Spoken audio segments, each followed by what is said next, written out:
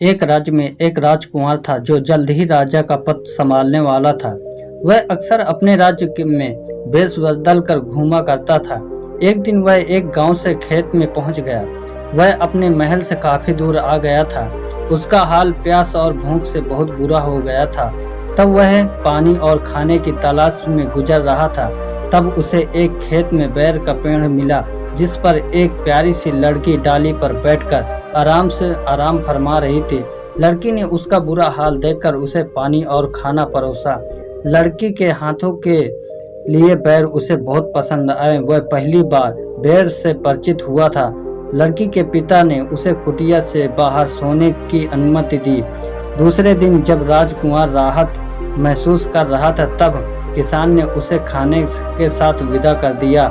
राजकुमार बहुत एहसानमंद महसूस कर रहा था। उसे उस प्यारी लड़की की याद आती रहती थी।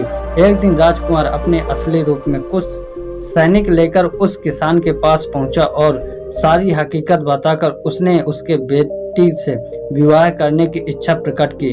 किसान बहुत खुश हो गया था। उसने कभी सोचा नहीं था उसे इतना अच्छा दामाद मिल सकता है। शादी होने के बाद राजकुमार राजा बन गया। वह पत्नी के साथ खुश था, लेकिन रानी हमेशा चाहती थी कि राजा उसे गंवार न समझे। इसके लिए वह शालीनता से व्यवहार कराती थी। एक बार राजा ने सोचा कि रानी के साथ बाहर घूमने चले जाते हैं। दोनों बाहर घूमने गए थे। तब रानी एक पेड़ पर नजर आए पेड़ के बेर को देखकर राजा से कहती है, हे राजन, ये कौन सा पेड़ है जिस पर ये अजीब से फल लगे हुए हैं। राजा को बहुत गुस्सा आया। उसने रानी को वापस अपने पिता के घर पहुंचा दिया। तब रानी को बहुत पछतावा हुआ। उसने राजा से माफी मांगी। तब राजा ने कहा उसने उससे इसलिए विवाह किया था क्योंकि उसे उसके हाथ के लिए हुए पैर बहुत पसंद आए थे। अलावा उसकी सादगी और प्यारी अदा उसको भा गई थी। लेकिन अब वह रानी झूठा व्यवहार और दिखावा करने लगी थी जो किसी को प्रभावित नहीं कर सकता।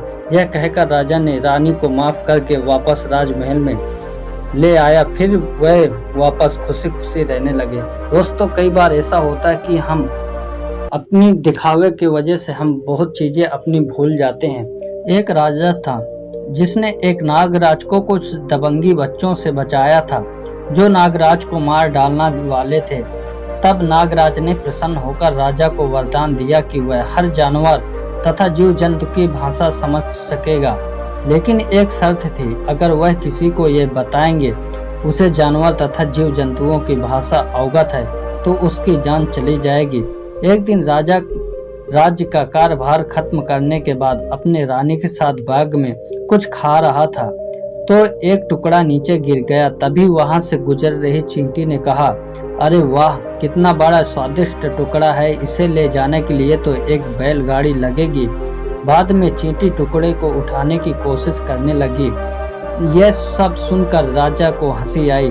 तब पास में बैठी रानी को लगा कि राजा उस पर ही हंस रहे हैं। तब रानी ने इसका कारण जाना तो पूछा तो उसे के श्रृंगार में कुछ गड़बड़ी तो नहीं है, लेकिन राजा ने बात को टाल दिया। जब राजा और रानी शयन कक्ष में पहुंचे तो रानी तरह तरह के नखरे कर राजा से जानने की कोशिश करने लगी कि राजा को किस बात पर हंसी आई थी। तब राजा ने बताया कि वह नहीं बता सकता क्योंकि कारण बताने से उसकी जान भी जा सकती है, लेकिन रानी नहीं मानी। तब राजा ने रानी से कहा कि वह कल बाग में बताएगा।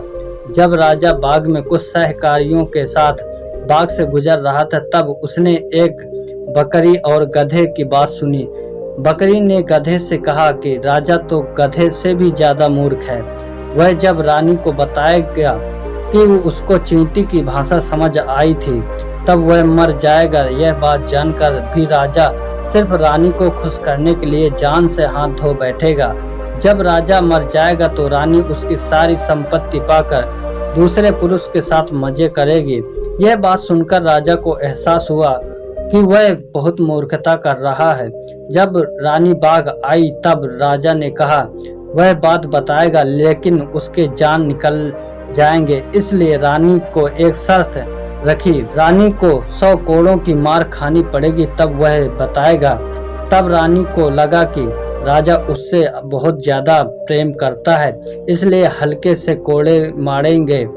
लेकिन राजा ने एक सिपाही को बुलाकर जोर जोर से रानी को कोड़े मारने का आज्ञा दी। तब रानी चिल्ला चिल्ला के कहने लगी। उसे नहीं जानना कि राजा क्यों हंस पड़ा था, लेकिन उसे कोड़े न मारे जाएं। तब राजा ने सोचा कि रानी को उसके जीवन की परवाह नहीं है, लेकिन उसे कोड़ों से परेशानी है। तब राजा ने और जोर से कोड़े बरसाने की आज्ञा दी। बाद में मंत्री ने राजा से कहा कि वह रानी को क्षमा कर दें। राजा ने रानी को माफ तो किया, लेकिन उसको पहले जैसा प्यार और मान सम्मान नहीं दिया। एक जंगल में एक शेर रहता था। उसका बड़ा डाम डौल था। वह बड़ा ही सुंदर, चमकदार और युवा शेर था। उसका लोहा हर कोई मानता था। उसकी बहुत तारीफ होती रहती थी। जो भी उसे एक बार देखता था, उससे कोई भी शत्रुता नहीं करता था, क्योंकि इतना साहस लाना कठिन था। एक बार शेर घूमते घूमते एक कीचड़ के पास आ गया और वह बहुत ठंडा महसूस कर रहा था। वहां पर भारी गर्मी में अचानक से झाड़ियों में से एक सूअर बाहर निकल आया और शेर को गालियां बकने लगा। शेर को यह देखकर बहुत गुस्सा आया। शेर ने उसे लड़ने की चुनौती दी, पर बाद में सूअर का दिमाग ठिकाने आ गया, तो उसने बात को टालने के लिए अगले दिन आने को कहा। इधर सूअर बड़ा डरा हुआ था। उसको खुद के बर्ताव पर पछतावा हो रहा था। वह रात भर सो नहीं पाया। यह देखकर एक बंदर ने उसे सुझाव दिया कि वह कीचड़ में रेंगकर उसमें नहाए और पूरा कीचड़ शरीर पर लगा दे। दूसरे दिन शेर लड़ने के लिए आया, लेकिन वह वहां पर उसने सूअर को कीचड़ से लथपथ पाया। उससे बदबू भी आ रही थी। जंगल के अलग अलग प्राणी भी आए थे मुकाबला देखने के लिए। सूअर डरा हुआ था, लेकिन वह कीचड़ में खड़े रहकर शेर को चुनौती दे रहा था। शेर तो अचंभित रह गया था सूअर का दुस्साहस देखकर, लेकिन पल भर में शेर को ख्याल में आया कि वह खुद इतना साफ सुथरा है और सूअर इतना गंदा और भद्दा है। उससे लड़कर इतना अपना शरीर भी गंदा हो जाएगा। आखिर सूअर से मुकाबला जीतकर उसे क्या खास रुतबा मिलेगा, उल्टा मजाक होगा अगर वह भी कीचड़ में गंदा हो पड़ेगा। तो यह सोचकर शेर बिना लड़ाई किए ही वहां से चला गया। इसलिए दोस्तों, कभी भी आप फालतू के लोगों की बातों पर कभी उनसे बहस ना करें, ना ही उनसे लड़ाई झगड़ा करें, क्योंकि उनकी जो सोच होती है, उनकी जैसी नीयत होती है, वो उसी तरह के होते हैं। इसलिए फालतू के लोगों से आप कभी भी लड़ाई झगड़ा ना करें।